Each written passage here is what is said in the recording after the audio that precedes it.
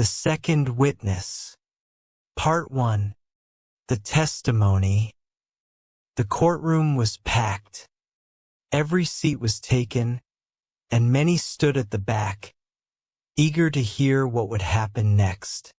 Thomas Hayes, a quiet man in his mid-30s, sat nervously in the witness stand. He was not used to being the center of attention.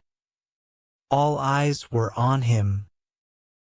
He felt like his heart was beating louder than the judge's gavel. The case was big, so big that it was on every news channel and in every newspaper. A man named Victor Carlson, a wealthy and powerful businessman, was accused of a terrible crime. He was accused of murdering his business partner, Andrew Clark, late one night in an abandoned warehouse. Thomas had been there that night. He hadn't planned to be, but he worked as a delivery driver and had been sent to the warehouse to drop off a package. When he arrived, he heard loud voices coming from inside. Curious and a little worried, he peeked through a broken window. That's when he saw it. Victor Carlson standing over Andrew Clark, who was lying on the ground. Victor was holding a heavy metal pipe, and Andrew was not moving. Thomas had run away before Victor could see him. For weeks, he debated whether to come forward. He was afraid. But when the police couldn't find any solid evidence, Thomas finally decided to speak up. His testimony was the prosecution's strongest weapon. As he sat in the courtroom, the lawyer for the prosecution, Ms. Carter, asked him questions. "Mr. Hayes, can you tell us what you saw on the night of July 15th? She asked. Thomas cleared his throat. His voice trembled a little as he spoke. "I was making a delivery at the old warehouse on Pine Street. When I got there, I heard shouting. I looked through the window and saw Mr. Carlson standing over Mr. Clark. He was holding a pipe, and Mr. Clark wasn't moving." The courtroom buzzed with whispers. "Ms. Carter nodded and said, "Thank you, Mr. Hayes. No further questions." Then it was the defense lawyer's turn. Mr. Stevens, a sharp-looking man in a gray suit, stood up. He had a calm but firm voice. "Mr. Hayes," he began, "are you absolutely sure it was my client, Victor Carlson, that you saw?" "Yes," Thomas said firmly. "And you're sure about the pipe?" "Yes, I'm sure," Thomas repeated. Mr. Stevens walked slowly toward the jury. "Ladies and gentlemen, Mr. Hayes claims he saw my client holding a pipe, but let me remind you, no fingerprints were found on the pipe at the scene. In fact, the pipe was clean. Doesn't that seem odd?" Thomas felt his stomach twist. He didn't know what to say. He was sure of what he saw, but Mr. Stevens's words made him doubt himself for a moment. The lawyer continued, "Is it possible, Mr. Hayes, that you were mistaken? That the person you saw wasn't my client?" Thomas shook his head. "No, I'm not mistaken." The lawyer smiled slightly but said no more.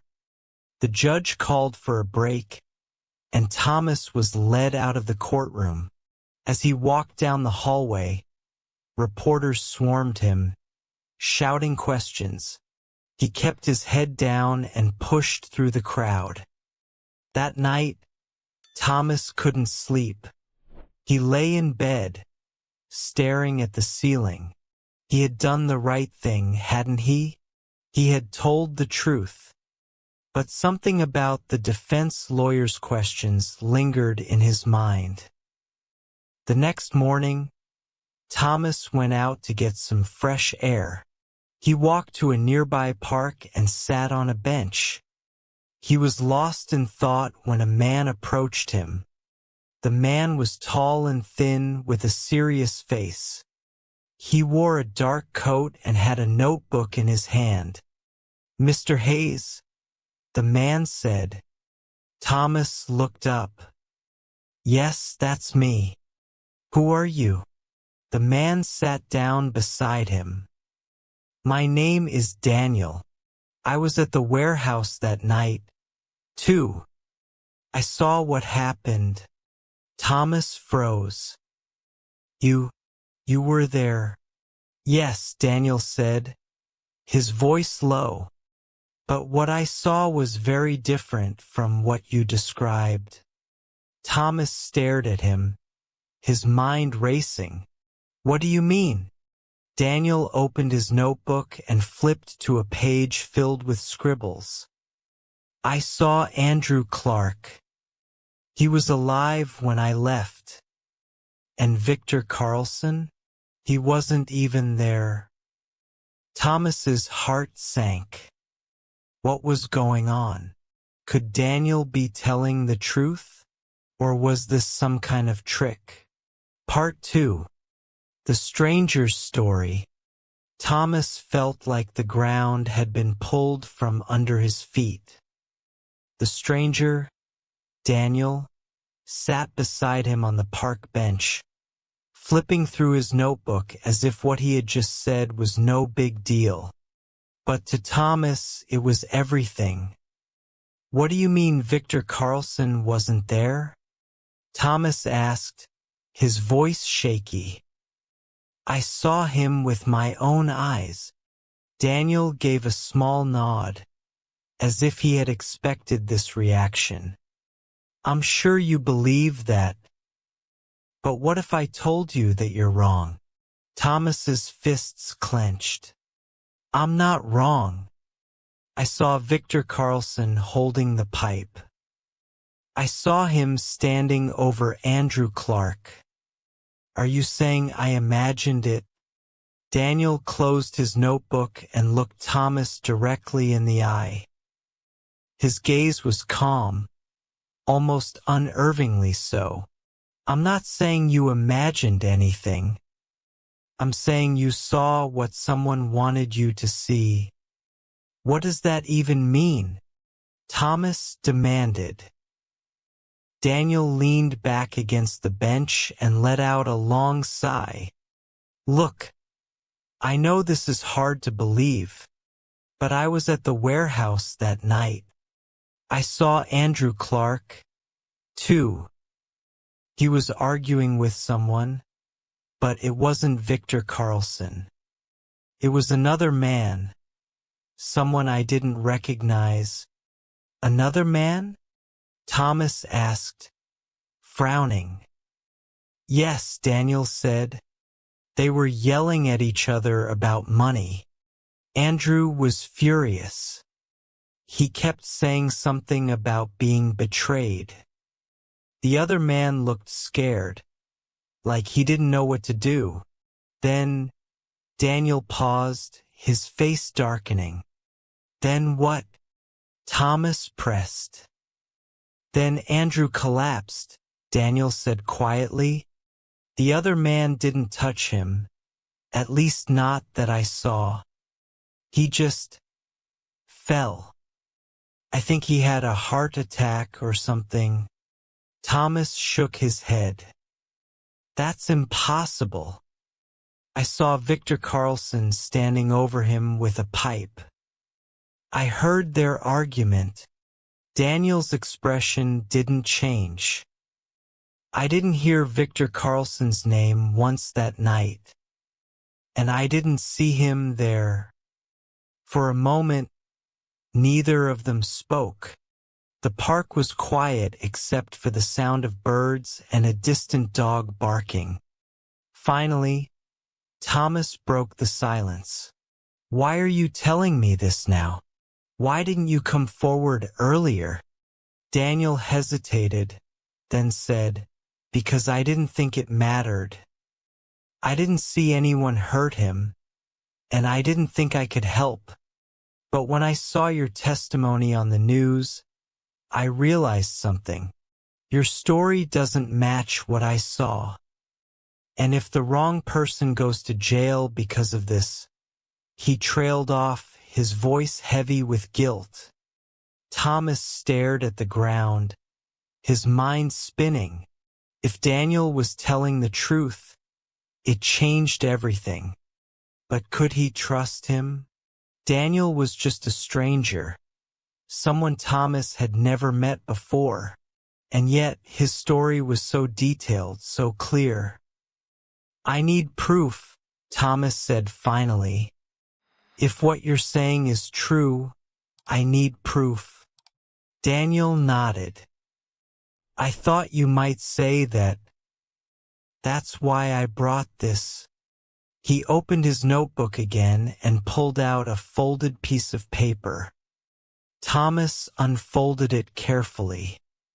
It was a map of the warehouse, hand-drawn but detailed.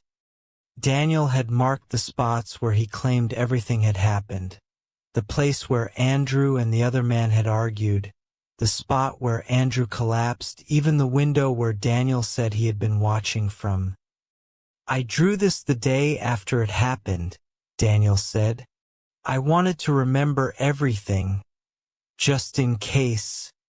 Thomas studied the map, his mind racing. This still doesn't explain why I saw Victor Carlson there, he said. If he wasn't at the warehouse, then how do you explain what I saw? Daniel leaned forward, lowering his voice. Have you ever thought that maybe someone wanted you to see Victor Carlson? That someone might have planted the idea in your head? Thomas blinked. Planted the idea? How? I wasn't imagining things, Daniel. I know what I saw. Daniel's eyes were serious. Sometimes when people are scared or confused, their minds can play tricks on them. And if someone knew you were there, if they knew you were watching, they could have set it up to make you believe Victor Carlson was the guilty one. That's crazy, Thomas said, though he didn't sound as confident as he wanted to. Why would anyone do that? To protect the real guilty party, Daniel said simply. Whoever was really responsible for Andrew's death didn't want to get caught. So they made sure someone else would take the blame. Thomas's hands shook as he folded the map and handed it back to Daniel. This doesn't make sense, he muttered. Why me? Why would they choose me to trick? Daniel stood up, brushing off his coat. Because you were there. You became the perfect witness. The perfect pawn in their plan. Thomas looked up at him, his chest tightening. What am I supposed to do now? Daniel placed a hand on his shoulder. Think carefully, Thomas. Are you absolutely sure about what you saw? Or is it possible that your memory isn't as clear as you think? If you want to find the truth, you have to be willing to question everything, even yourself. With that, Daniel turned and walked away, leaving Thomas alone on the bench. For a long time, Thomas sat there, replaying everything in his mind. Had he really been tricked?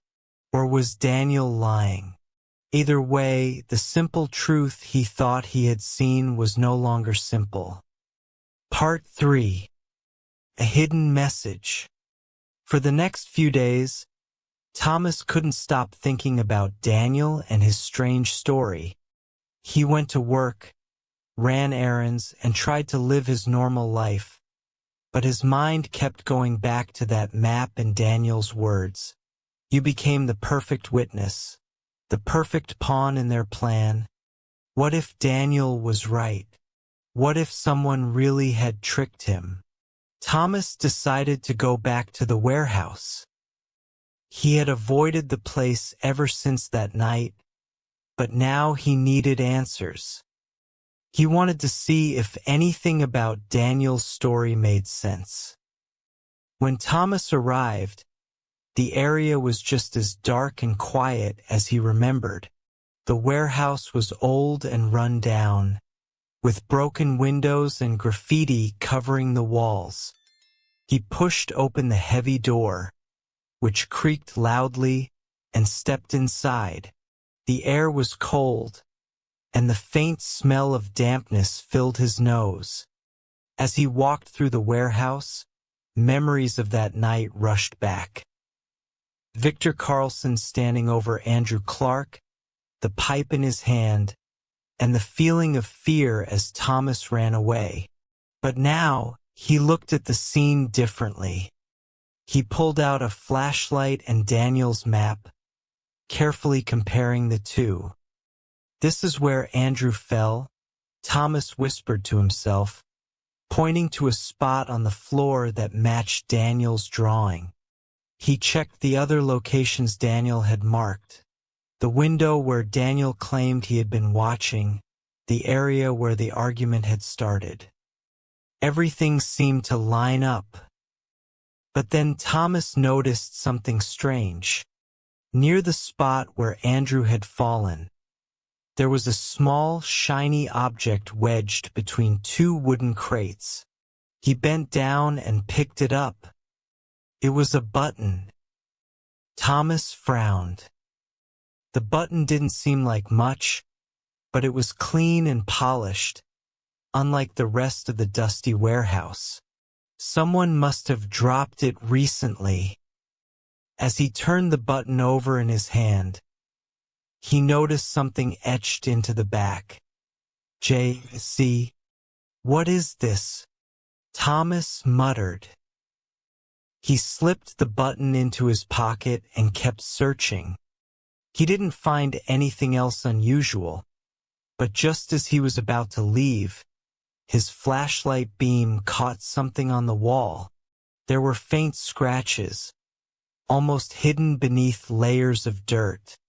Thomas moved closer and brushed away the grime with his hand. The scratches formed words. "The truth is buried here." Thomas's heart raced. What did that mean? He looked around the room, his flashlight trembling in his hand. Suddenly, the warehouse felt much more dangerous. He hurried out of the building, his thoughts spinning. What truth was buried there? And who had written that message? The next day, Thomas went to the police station. He wasn't sure what he was going to say, but he needed help. When he walked in, he was greeted by Officer Laura Grant, a kind but no-nonsense detective who had worked on the case. "Mr. Hayes," she said, raising an eyebrow, "what brings you here? Is everything okay?" Thomas hesitated. "I don't know. I think I found something strange, something connected to the case." Officer Grant motioned for him to sit down. "Tell me everything." Thomas explained about the warehouse, the map Daniel had given him, the button, and the scratched words on the wall. He left out the part about Daniel questioning his testimony. He wasn't ready to admit he might have been wrong. When he finished, Officer Grant leaned back in her chair, her face thoughtful. "A button with the initials J.C. and a strange message on the wall," she repeated. "That's unusual. Do you think it means something?" Thomas asked. "I don't know yet," she admitted. "But I'll have the forensics team check the button." Maybe we'll get a match." Thomas nodded, feeling a small sense of relief. At least someone was taking him seriously. That evening, Thomas was sitting at home when his phone buzzed. It was a text message from an unknown number. The message read, "Stay out of this, Thomas. You don't know what you're dealing with." Thomas's hands shook as he stared at the screen. Who had sent this? How did they know he was looking into the case? Before he could think, his phone buzzed again. Another message appeared. "If you keep digging, you'll regret it." Thomas felt a wave of fear, but then anger took over. Who were they to threaten him? He quickly typed back, "Who is this? What do you want?" No reply came. The next morning, Thomas went back to the police station and showed Officer Grant the messages. She frowned as she read them. "This is serious," she said. "If someone is trying to scare you, they might have something to hide." "Do you think this has to do with the case?" Thomas asked. "Maybe," she said. "Or maybe it's someone who doesn't want you to dig too deep." Officer Grant promised to investigate, but Thomas couldn't just sit and wait. He decided to call Daniel. "Did you tell anyone we talked?" Thomas asked when Daniel picked up the phone. "No," Daniel said. "Why?" Thomas explained about the messages. Daniel was quiet for a moment before saying, "This means you're getting close to the truth. Someone doesn't want you to find it." "But who?" Thomas asked. Daniel hesitated. "I think you should meet me. There's something else you need to know." "Another secret?" Thomas asked, frustrated. "Something bigger than you realize," Daniel said. "I'll explain when we meet." Thomas agreed, though he felt uneasy. He wasn't sure he could trust Daniel, but he had no one else to turn to. As he hung up the phone, Thomas realized something. This wasn't just about Victor Carlson anymore. It wasn't just about what he had seen that night. This was about something much larger. A truth that someone was desperate to keep hidden. Part 4. A dangerous truth. Thomas waited nervously at the small coffee shop where he and Daniel had agreed to meet. He kept glancing at the door, worried that someone might be following him. His thoughts were a whirlwind. Who had sent those threatening messages? What was the truth buried in the warehouse? And most importantly, could he really trust Daniel? After what felt like hours, Daniel finally walked in.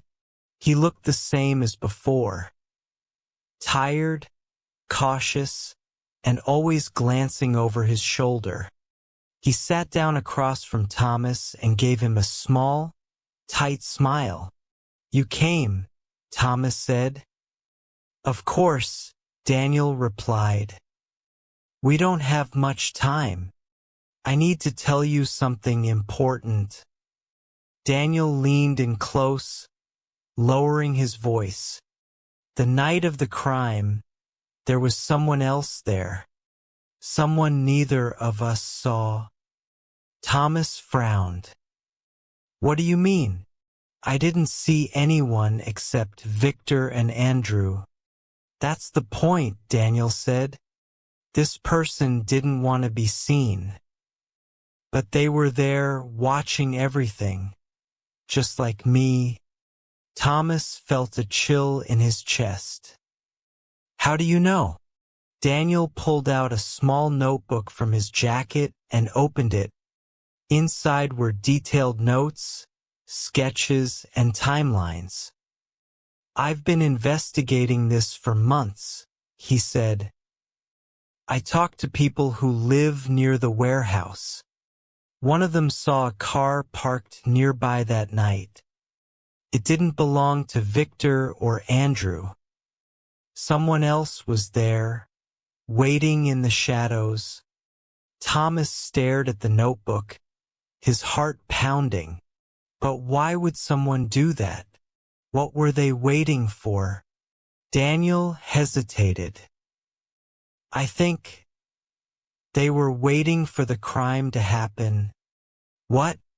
Thomas asked, his voice rising. "Keep your voice down," Daniel said sharply. "Think about it." Victor and Andrew had been arguing for weeks. Everyone knew they hated each other. Someone might have used that to their advantage. "You're saying someone planned this?"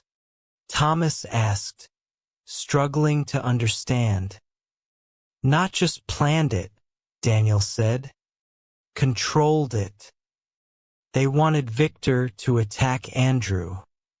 They wanted you to see it and testify. They wanted this whole thing to play out exactly as it did."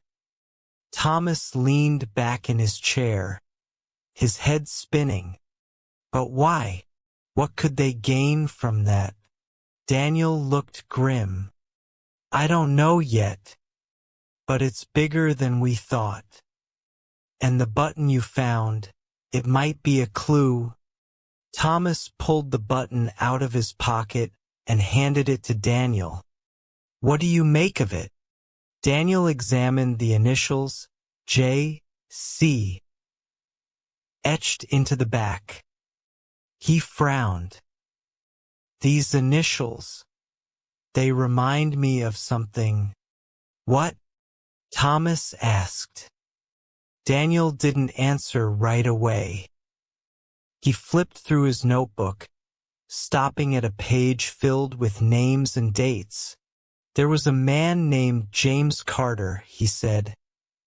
"He worked for a private security company. That company used to do business with Victor Carlson's firm." "Do you think this button belonged to him?" Thomas asked. "It's possible," Daniel said. "But James Carter disappeared 6 months ago. No one knows where he went." Thomas felt a wave of unease. "Disappeared? Why?" "That's the question," Daniel said. "And I think finding out what happened to him might lead us to the truth." As they talked, Thomas's phone buzzed. Another message. "I told you to stop. This is your last warning." Thomas showed the message to Daniel, whose face darkened. "They're watching us," Daniel said. "Who?" Thomas asked, his voice shaking.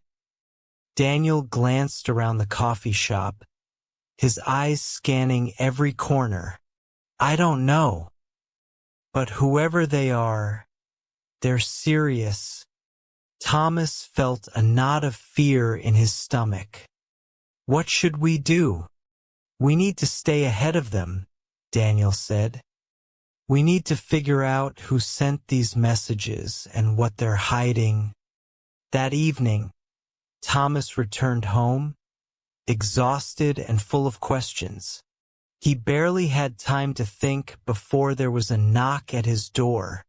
When he opened it, he saw Officer Laura Grant standing there. "Officer Grant," he said, surprised. "What are you doing here?" "We need to talk," she said, stepping inside. "I got the results back from the button you found." Thomas's heart raced. "What did you find?" Officer Grant looked serious. "The button belonged to James Carter. And there's more. We found fingerprints on it. Victor Carlson's fingerprints." "What?" Thomas asked, shocked. It doesn't make sense, she said. Why would Victor's fingerprints be on something that belonged to James Carter? They never worked together. They barely even knew each other. Thomas didn't know what to say. He thought back to what Daniel had said, that someone was controlling everything, pulling the strings behind the scenes. Could James Carter be part of that? I think you're in danger, Thomas, Officer Grant said. If someone sent you those messages, they're trying to scare you off. That means you're getting close to something they don't want you to know. Thomas nodded, his fear growing. What should I do? Be careful, she said, and trust your instincts. If you find anything else, call me immediately. As Officer Grant left, Thomas realized how deep he was in. This wasn't just about what he had seen or what he thought he knew. This was about a bigger plan, a hidden truth that someone was desperate to keep buried. And Thomas wasn't sure if he was brave enough to uncover it. Part 5. The Web of Lies. Thomas barely slept that night. His mind was racing with questions about the mysterious James Carter, the button, and the growing dangers surrounding him. Who was pulling the strings? Why was he being dragged deeper into this? And why did Victor's fingerprints appear on an object that shouldn't have been his? By morning, Thomas decided he couldn't sit and wait any longer. He called Daniel. We need to meet again, Thomas said. Daniel's voice sounded wary. It's too risky. They're watching us. I don't care, Thomas said firmly. We're running out of time. I think Officer Grant is on our side. But we can't rely on her to solve this.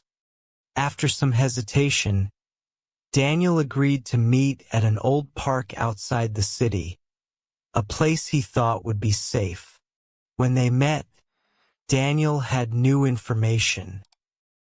He opened his notebook, pointing to a scribbled name. James Carter. I did more digging last night, Daniel said. James Carter wasn't just a security worker. He was an investigator. And guess who hired him 6 months before he disappeared? Victor Carlson? Thomas guessed. Daniel shook his head. Andrew Lewis. Thomas's eyes widened. Andrew? The man who died. Yes, Daniel said. I think Andrew suspected something. Maybe about Victor, maybe about the company they both worked for. So, he hired Carter to look into it. What did Carter find? Thomas asked. That's the problem, Daniel said. Carter disappeared before he could share anything. But I'm guessing he found something big enough to make him a target. As they talked, Daniel's phone buzzed. He checked the screen and frowned. What is it? Thomas asked. An address, Daniel said.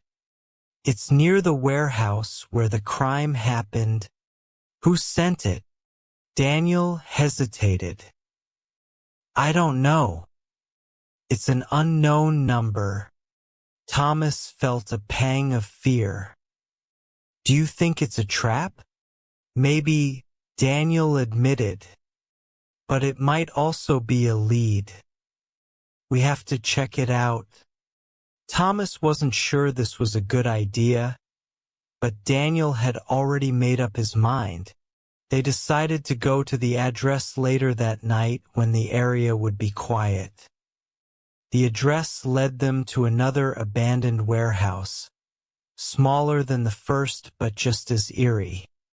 The windows were broken, and the metal door creaked loudly as Daniel pushed it open. Inside, it was dark and cold. Thomas used the flashlight on his phone to look around. There were old crates stacked against the walls, broken furniture scattered across the floor, and a strange smell in the air. "Over here," Daniel whispered, pointing to a corner of the room. They walked over and found a large metal cabinet. It was locked, but Daniel used a crowbar he had brought to pry it open. Inside, there were stacks of papers, folders, and what looked like a recorder. Daniel picked up one of the folders and opened it. His face turned pale. "What is it?" Thomas asked, his voice trembling. Daniel handed him the folder. Inside were photos of Victor and Andrew, along with notes about their personal lives, finances, and daily routines. There were even pictures of Thomas at his office and home. "They've been watching us," Daniel said. For a long time, Thomas felt a wave of panic. "Who are they?" Daniel didn't answer. He was already looking through another folder. This one had documents with the name of Victor's company, details about illegal deals, and signatures that appeared to belong to Victor and Andrew. "This is it," Daniel said. "This is what Andrew must have found out. Victor's company was involved in something illegal, and Andrew was trying to expose it. But why kill Andrew?" Thomas asked. "And why involve me?" Daniel looked grim. "Andrew must have been close to blowing the whistle. And you were the perfect witness. They needed someone who would testify against Victor, someone who would make it look like an open and shut case." Thomas's stomach churned. "So, they used me?" "Yes," Daniel said. "And now they're trying to cover their tracks." As they continued to search the warehouse, Daniel found the recorder. He pressed play, and a voice filled the room. It was Andrew's voice. "If you're hearing this, it means something has happened to me. I've been investigating Victor Carlson and his company for months. They're involved in money laundering and worse. I have evidence, but I don't know how long I can stay hidden. If I disappear, find James Carter. He knows everything." The recording ended abruptly. Thomas felt his knees go weak. Andrew knew this would happen. He tried to warn us. "We need to get this to Officer Grant," Daniel said, packing up the folders and the recorder. "This is the proof we've been looking for." But as they turned to leave, they heard the sound of footsteps outside. "Someone's here," Thomas whispered. Daniel motioned for him to stay quiet. They hid behind a stack of crates, holding their breath as the footsteps got louder. The metal door creaked open, and two men entered the warehouse, both wearing dark clothes and carrying flashlights. "Search everywhere," one of them said.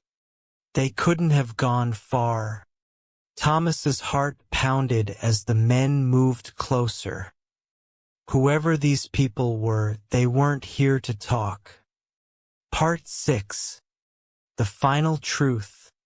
Thomas and Daniel crouched behind the crates, their breathing shallow.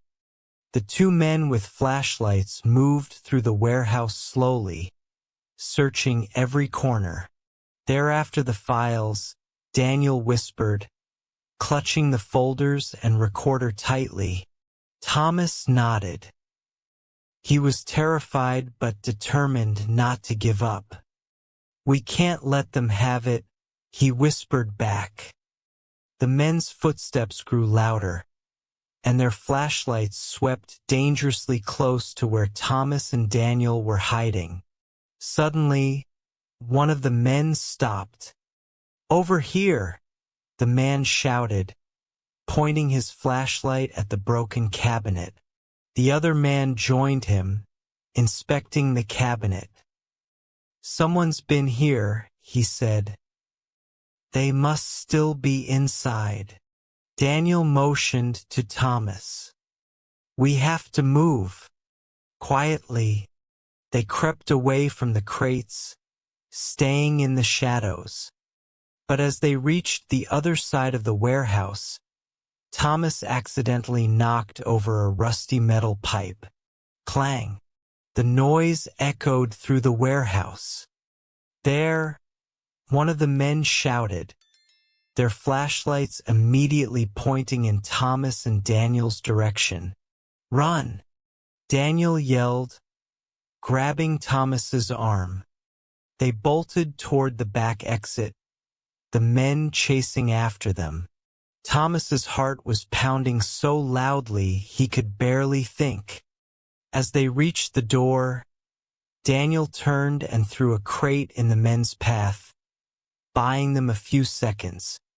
They ran out into the cold night, sprinting down an alleyway. Thomas's legs burned, but he didn't dare stop. "This way," Daniel shouted, leading him toward a small side street. They finally reached Daniel's car, parked a few blocks away. They jumped in, and Daniel started the engine, speeding away before the men could catch up. Once they were far enough from the warehouse, Daniel pulled over. Both men were gasping for air. "That was close," Thomas said, his voice shaking. "We need to call Officer Grant," Daniel said. "This evidence could finally expose Victor and whoever else is involved." Thomas agreed.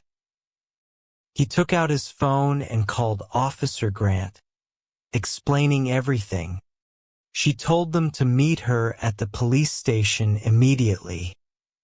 When they arrived, Officer Grant was waiting. They handed her the folders and the recorder, explaining what they had found and the men who had chased them. "This is big," Grant said, flipping through the files. "If this is true, it could bring down not just Victor but an entire network of criminals." She played the recording for the other officers and they listened intently. It was clear Andrew had uncovered a massive conspiracy involving Victor's company, money laundering, and possibly worse. "We'll need to verify all of this," Grant said. "But you've done the right thing bringing it to us." Thomas felt a glimmer of hope.